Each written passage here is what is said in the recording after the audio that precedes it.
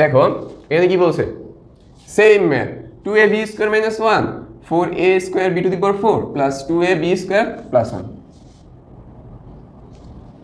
এতক্ষণ যা করলাম এটার ভিতরে পার্থক্য আছে, এটার মধ্যে কোনো ব্যতিক্রম আছে? এতক্ষণ যে দুইটা করলাম তার থেকে কি এটা একটু ব্যতিক্রম না?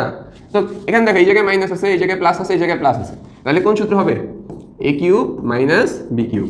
কি সূত্র? এ minus B A square plus A B plus B square. তাহলে আমাদের কোন সূত্র গেল? এ কিউব মাইনাস বি কিউবের সূত্র গেল। তাহলে আমরা এখানে কি লিখতে পারি? এটাকে একটু এডিট করি, এডিটিং করি একটু। কি হলো? এটাকে আমরা সেকেন্ড ব্র্যাকেট দিয়ে লিখি যে 2ab স্কোয়ার তার উপর square plus 2ab square into 1 plus 1 square. কি লিখলাম? Plus 1 square. কি করছি? জাস্ট এইটার মতো রাখলাম, এইটাকে জাস্ট ভাঙলাম, এইটাকে a স্কোয়ার বানাইলাম, ab বানাইলাম, b স্কোয়ার বানাইলাম। ঠিক আছে? b মানে কত? 1, a মানে কত?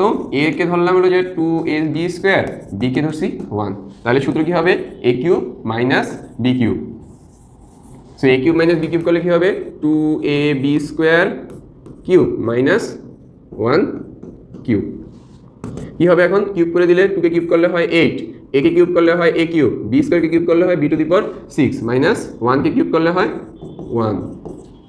খুব ইজি না ম্যাথ?